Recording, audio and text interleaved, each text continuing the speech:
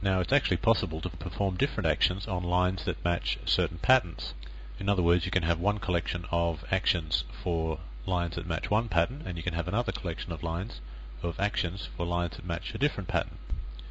For example, for all the lines that match Australia, that have got the word Australia somewhere in the line, then we just want to print out the very first parameter on that line, whatever that happens to be.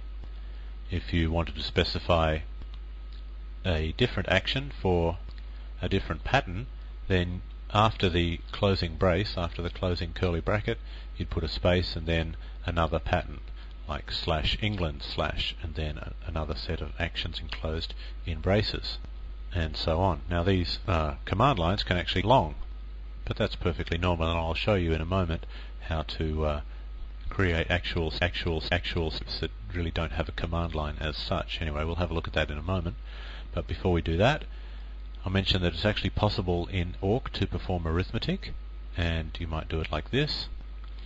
We'd assume here that database is a text-based database that contains at least 5 parameters on each line, and maybe the 3rd, 4th and 5th parameters are numeric. So you could add the 3rd and the 4th one together and divide the result by the 5th one on each line, and that would print out the appropriate answer. So very complex awk scripts, if you want to do many actions at once, then what you might do is put them in a separate file. awk-f script file, input file. It's very similar to sed. In fact, it's almost identical to the sed technique. Now that script file that you specify does not have to be executable, and it doesn't have to have an interpreter definition on the very first line. The interpreter definition, of course, being that #! Script file in this case is just a straight text file. It is, of course, possible to create a script file that's standalone. Doesn't need to be called with the awk-f option on the command line. I'll show that to you. It's possible to create standalone awk scripts, and this is an example of a standalone awk script. You start with the script interpreter. On the very first line, you specify that this entire script must be interpreted by the awk program with the -f option, and that is, of course, the password option that we had a look at just a moment ago. So I'll actually show that to you.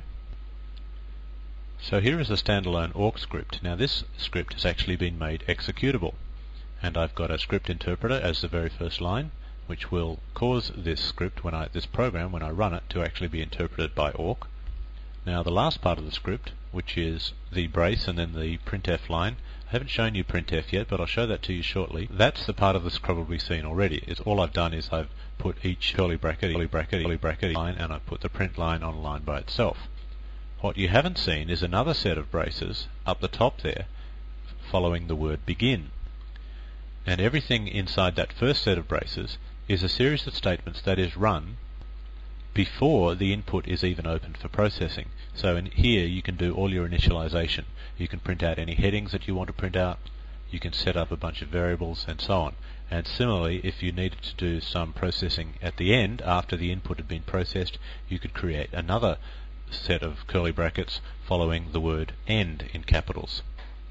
So the only thing that we're actually doing in the beginning part is we're specifying that the field separator is a colon. That's exactly equivalent to doing a -F colon option on the command line.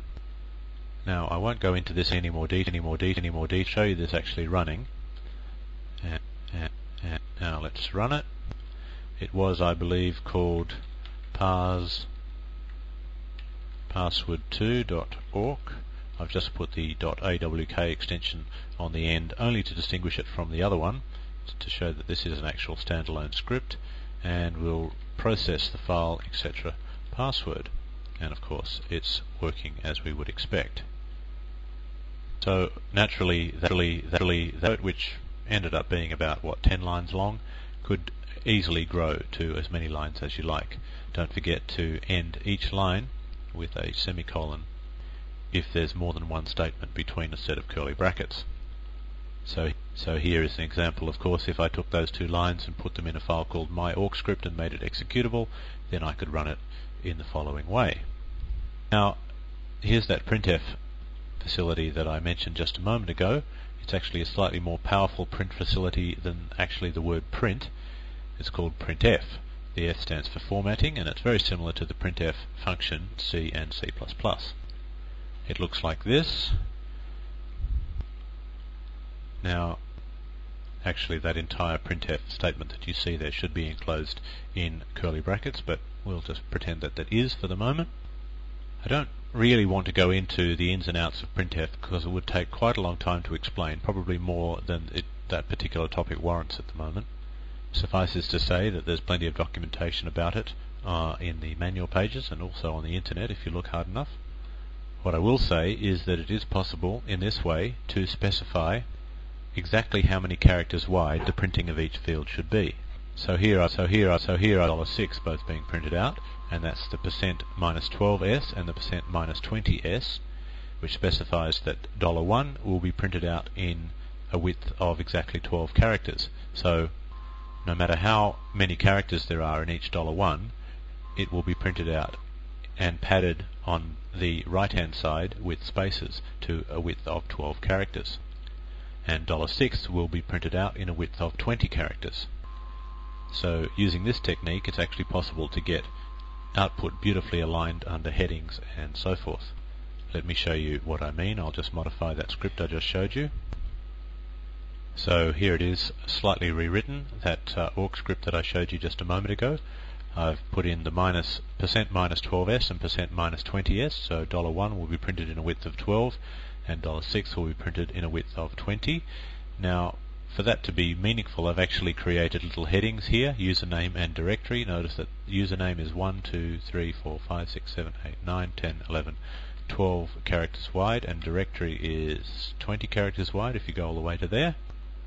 And because these two lines of code have been created inside the begin set of statement block, they will be printed out once and once only at the beginning of the program, whereas this line here will be printed out once for each line of input. So let's see that in action. We'll run this script %, and we'll feed it one parameter, which is etc password, and we better pipe the results to more so we can see the heading.